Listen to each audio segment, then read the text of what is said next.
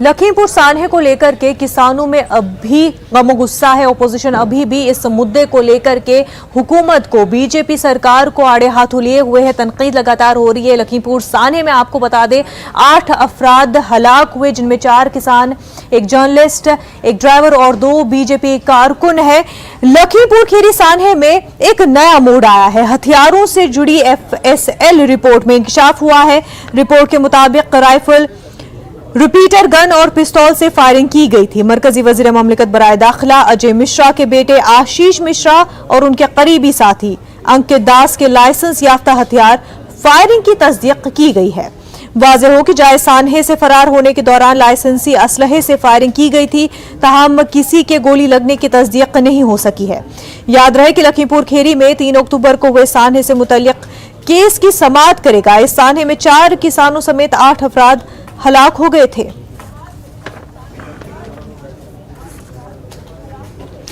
हमारे साथ हमारे नुमाइंदे ऋषभ मनी जुड़ चुके हैं। ऋषभ, इस मामले को लेकर के नया मोड़ एक सामने आया है, रिपोर्ट सामने आई है जिसको लेकर के हथियार के हवाले से इंकशाफ हुआ है। ऋषभ,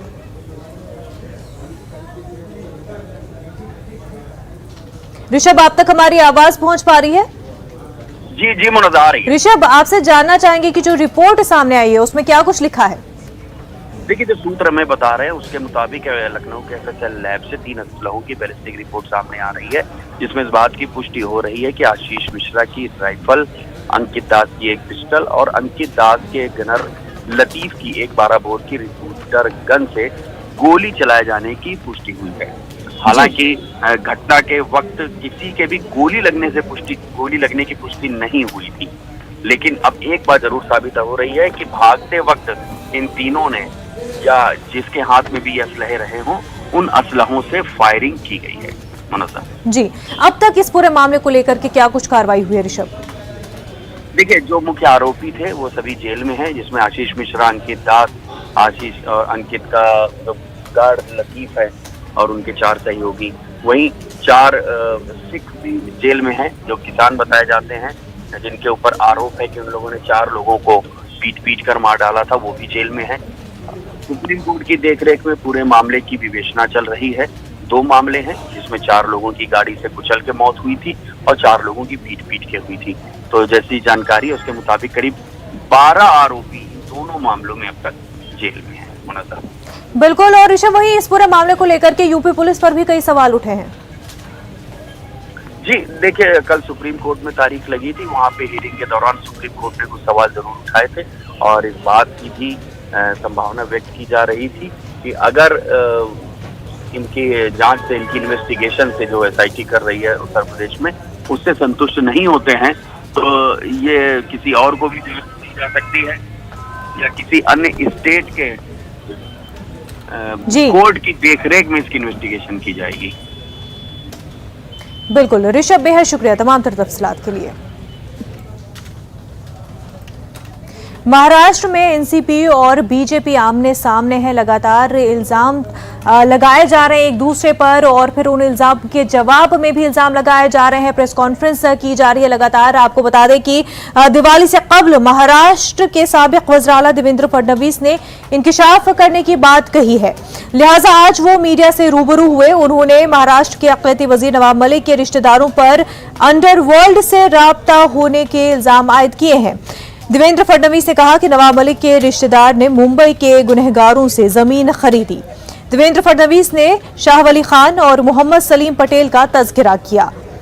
शाह वली खान 1993 सिलसिलेवार धमाकों का कसूरवार है जो उम्र कैद की सजा काट रहा है। सलीम पटेल का ताल्लुक दाऊद गैंग से है जो हसीना पारेकर मुहाफिज और ड्राइवर था। फडणवीस ने IB की रिपोर्ट का हवाला देकर कहा कि हसीना के नाम पर जायदाद जमा होती थी, ये सब पटेल के नाम से लिस्ट होती थी।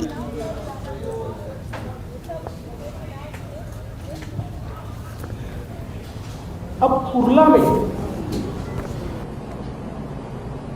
एक 3 एकड़ जगह, 2 एकड़ 80 यानी 2.80 एकड़, 3 से थोड़ी कम, 1,23,000 स्क्वायर फीट की जगह, इसको गोवा वाला कंपाउंड कहा जाता है। तो गोवा वाला करके उनकी जगह थी और ये जगह कहां है कुर्ला में? एलबीएस रोड पर। जिनको एलबीएस रोड, आपको तो मेरे से ज्यादा जानकारी है कि वो कितना प्राइस्ड एरिया है। इस जमीन की एक रजिस्ट्री सॉलिडस नाम की कंपनी के साथ हुई। मरियम भाई ब्यूरो ऑफ गोवा वाला, मुनीरा प्लम्बर, ये दोनों की तरफ से पावर ऑफ अटर्नी होल्डर है Salim Patel. Irrevocable power of attorney holder है सलीम पटेल। और दूसरे बिक्री करने वाले कौन है? दूसरे बिक्री करने वाले हैं सरदार शाह वली खान। यानी सलीम पटेल और शाह वली खान ने मिलकर इस जमीन की बिक्री की है। बिक्री किसको की है? Solidus investments private limited. ये Solidus investment private limited company है नवाब मलिक जी के परिवार की। इस पर जो आपको मैंने दिया हुआ है, इस पर लेने वाले की साइन है, वो है फराज मलिक इनकी। इस सॉलिडस में 2019 में स्वयं नवाब मलिक भी थे। उन्होंने कुछ समय के लिए वो थे, बाद में फिर मंत्री बनने का उन्होंने इस्तीफा दिया और आज भी उनके परिवार के लोग उसमें हैं। फराज मलिक, इन्होंने ये जमीन खरीदी। रफाल मामले को लेकर के कांग्रेस ने काफी सियासत की है। रफाल को अवाम का मुद्दा बताकर राहुल गांधी ने बीजेपी हुकूमत को तनकीद का निशाना कई बार बनाया है और यह भी माना जा रहा था कि पिछले लोकसभा इलेक्शन में रफाल का मुद्दा एक बहुत बड़ा फैक्टर हो सकता है, लेकिन कहीं ना कहीं कांग्रेस इस मुद्दे को कैश करने में नाकाम रही थी। आपको बता दें कि रफाल मामले में फ्रांसीसी मैगजीन के इंकशाफ के बाद बीजेपी ने कांग्रेस पर हमला किया है। प्रेस कॉन्फ्रेंस में बीजेपी तर्जुमान संबित पात्रा ने कहा कि हकीकत सामने आ गई है। पात्रा ने कहा कि इस मामले में जो कुछ हुआ वो 2007 से 2012 के बीच हुआ। उन्होंने इल्जाम लगाया कि राहुल गांधी और कांग्रेस ने कमीशन लिया, इसके लिए 40% कमीशन मांगा गया। संबित पात्रा ने कहा कि 2019 आम इंतखाबात से कबल रफाल मामले में राहुल गांधी ने झूठ फैलाया, उन्होंने ये सियासी फायदे के लिए किया।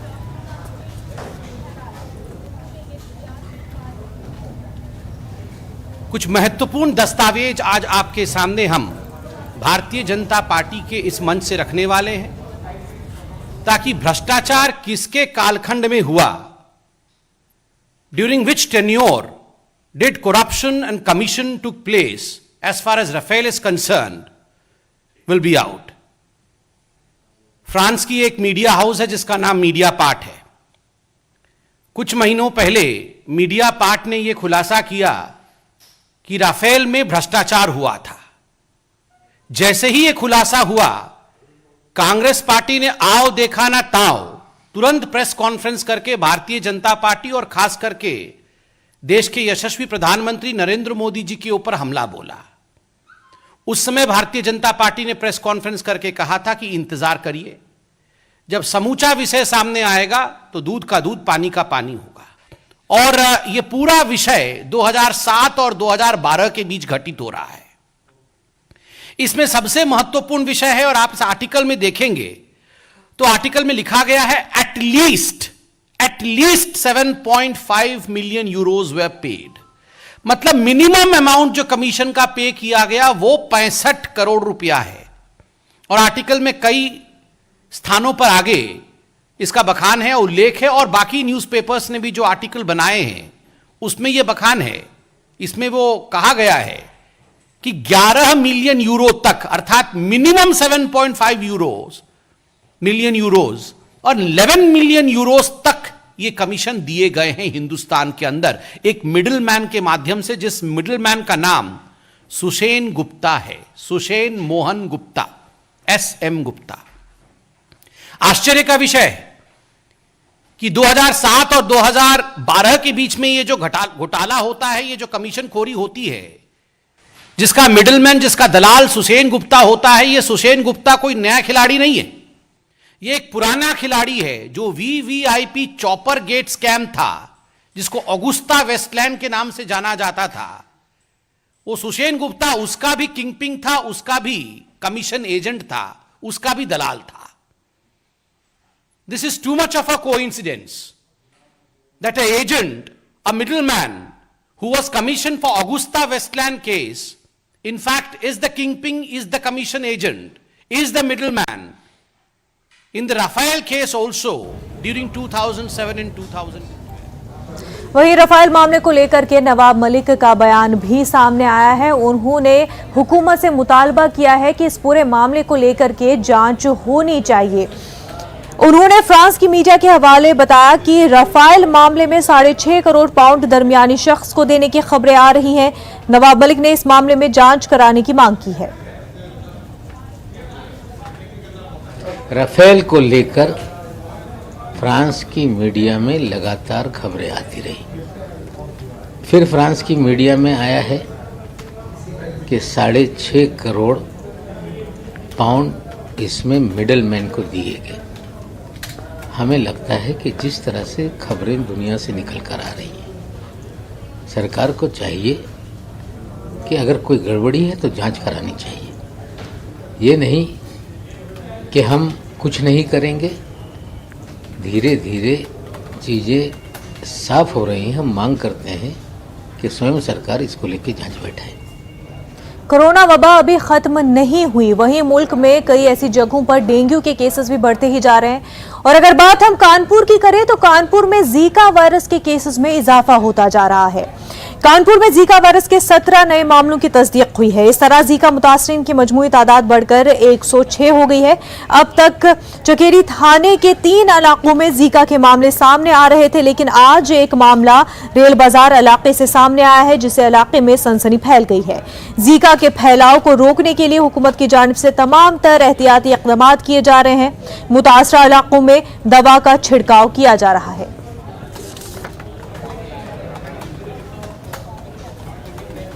कानपुर में जीका वायरस का कहर लगातार जारी है। जिस तरह से आज 17 नए केस आए हैं, उसके बाद कुल केसों की संख्या 106 हो गई है। जिस तरह से जीका कानपुर शहर में फैलता जा रहा है, अब एक नए इलाके में यानी कि रेल बाजार थाना क्षेत्र के अंतर्गत जीका का मरीज पाया गया है, जिसके बाद वहां पर स्क्रीनिंग और जांच शुरू हो गई है। साथ में डीएम वहां मौजूद हैं, लेकिन पूरे शहर में जाँच की ज़रूरत है। कानपुर से संदीप सविता, न्यूज़ 18 उर्दू। वहीं कोरोना वबा खत्म नहीं हुई है, कोरोना केसेस अभी भी सामने आ रहे हैं। पैंडमिक अभी खत्म नहीं हुआ है। कई ऐसी जगहें हैं, कई ऐसी रियासतें हैं जहां पर अभी भी कोरोना के केसेस में इजाफा हो रहा है। आपको बता दें, मुल्क में कोरोना के 266 दिनों में आज सबसे कम 10,126 नए मामलों की तस्दीक हुई है। वजारत सेहत की जानिब से जारी करदा आदाद-ओ-शुमार के मुताबिक पिछले 24 घंटों में 332 अमवात दर्ज की गई हैं, जबकि एक दिन में 11,000 से ज्यादा अफराद सेहतियाब भी हुए हैं। वहीं मुल्क में कोरोना के एक्टिव मामलों में लगातार कमी दर्ज की जा रही है। 263 दिनों में आज सबसे कम 1,40,638 एक्टिव मामले बाकी हैं।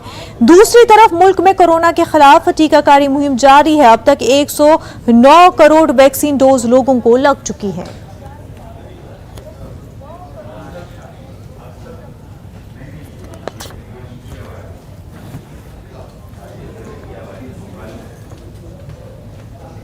मुल्क आज़ादी का अमृत महोत्सव मना रहा है, वहीं अमूल भी 75वीं सालगिरह मना रहा है। आपको बता दें कि अमूल ने वक्तन फवक्तन दिलचस्प अंदाज में हर बार इश्तिहार के जरिए लोगों तक अपना पैगाम पहुंचाया है।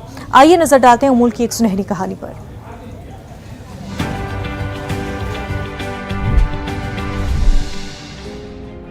भारत ने 2016 में एलओसी पार आतंकियों के लॉन्च पैड पर सर्जिकल स्ट्राइक कर उरी हमले का बदला लिया और इतिहास रचा। 29 सितंबर 2016 को पाकिस्तान पर सर्जिकल स्ट्राइक का ऐलान किया गया तो हर देशवासी गर्व से भर गया। अमूल ने इस मौके पर विज्ञापन जारी कर देश के अप्रतिम शौर्य को प्रणाम किया। भारत ने बता दिया कि पाकिस्तान नहीं माना तो भारत अंदर घुसकर उस पर अचूक प्रहार करेगा। ब्रेक के बाद आपका खैर मकदम है। 9 नवंबर यानी आज अल्लामा इकबाल की यौम विलादत है और इस दिन को यौम उर्दू के तौर पर भी मनाया जाता है। अल्लामा इकबाल का भोपाल से खास ताल्लुक था। इकबाल ने भोपाल में राहत मंजिल, रियाज मंजिल, शौकत महल और शीश महल में क़याम किया था और भोपाल क़याम के दौरान उन्होंने 14 तारीखी नज़में भी कही थी। इकबाल से भोपाल की खास नस्बत के सबब भोपाल को दारुल इकबाल भी कहा गया है।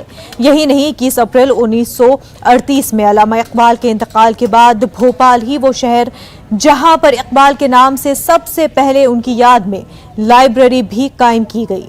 भोपाल में हुकूमत की जानिब से इकबाल मरकज कायम किया गया और तख्लीक अदब के मैदान में नुमाया कारनामा अंजाम देने वालों को मुल्क का सबसे बड़ा इकबाल अवार्ड भी दिया जाता है।